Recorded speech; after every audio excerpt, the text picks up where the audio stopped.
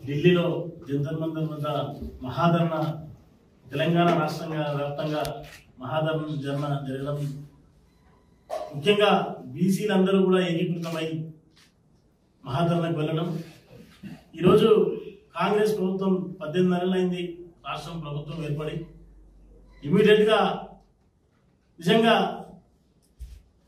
ఓట్లు వేయించుకొని మర్చిపోవడమే కాకుండా నిజంగా బీసీలకు న్యాయం చేయాలనే ఉద్దేశంతో ఈరోజు రాహుల్ గాంధీ గారు దేశంలో ఉన్న బీసీలందరినీ కూడా గుర్తించి ఈరోజు కులగణన చేయడం జరిగింది. దానికి మన రాష్ట్ర ముఖ్యమంత్రి వర్యులు నిజంగా ట్రాన్స్పరెంట్గా ఈరోజు కులగణన చేసి బీసీ వర్గీకరణకు 42% బీసీ రిజర్వేషన్ ఇవ్వడానికి కూడా వాళ్ళు ఎంతో మొగ్గు చూపుతూ తెలంగాణ నుండి అందరూ కూడా మహాధరణకు రావాలని చెప్పేసి పెడితే, మహబూబ్నగర్ నుండి కూడా నాయకులందరూ కూడా మహబూబ్నగర్ ఎమ్మెల్యే గారు శ్రీనివాసరెడ్డి గారి, ఎన్ఎం శ్రీనివాసరెడ్డి గారి ఆధ్వర్యంలో మేమందరం కూడా అక్కడికి వెళ్ళడం జరిగింది.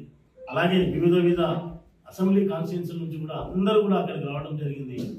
ఆ ధర్నాలో నిజంగా అందరూ దేశంలో ఉన్న ఎంపీలందరూ కూడా బీసీలందరూ అక్కడికి వచ్చి నిజంగా వాళ్ళు చాలా చక్కగా కనుమేలి గారు. కానీ ఈరోజు తమిళనాడులో దాదాపుగా 60% బీసీలకు అక్కడ రిజర్వేషన్ ఉంది, 69% వాళ్ళకి రిజర్వేషన్ ఉంది అక్కడ.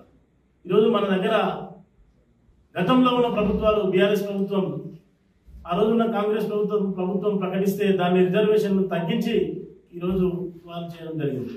అంటే ఎవరైనా కూడా బీసీలను కేవలం ఓట్లకు వాడుకొని వదిలేయడమే కానీ నిజంగా ఈరోజు కళ్ళకు కట్టినట్టుగా కనిపిస్తుంది ఏ ప్రభుత్వం అయినా సరే. ఈరోజు విజయ్ ప్రభుత్వం నిజంగా ఇక్కడ ఉన్నారు, కిషన్ రెడ్డి గారు ఉన్నారు, ఎంపీలు బండి సంజయ్ గారు ఉన్నారు, రేవంత్ రెడ్డి గారు అసెంబ్లీలో ఆమోదం చేసి ఎక్కడైతే కేంద్ర ప్రభుత్వానికి పంపించిండు, ఆర్డినెన్స్ కనుక పంపిస్తే కనీసం అక్కడ ఉండి వాళ్ళు బీజేపీ వాళ్ళు కేంద్రంలో ఉన్నారు కాబట్టి వాళ్ళు ఈరోజు రాష్ట్రపతి కూడా అపాయింట్మెంట్ ఇవ్వడం లేదు.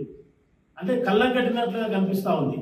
బీసీలను కేవలం ఓట్లకు మాత్రమే వాడుకొని బీసీల పైన ఎలాంటి చిత్తశుద్ధి లేదు. నిజంగా కాంగ్రెస్ ప్రభుత్వం ఈరోజు బీసీలకు రాజ్యాధికారం రావాలి, బీసీలను కూడా విద్యా పరంగా, ఉద్యోగ పరంగా, రాజకీయ పరంగా కూడా వారిని పైకి తీసుకురావాలని చెప్పే ఉద్దేశంలో వాళ్ళు ఉన్నారు. ఈరోజు నిజంగా కూడా దేశంలో బీసీలను గుర్తించి వాళ్ళ అభివృద్ధిని గుర్తించి వాళ్ళకు సహకరిస్తే దేశంలో కూడా మంచి పేరు వచ్చే విధంగా రాహుల్ గాంధీ గారు కూడా వాళ్ళు చూస్తూ ఉన్నారు.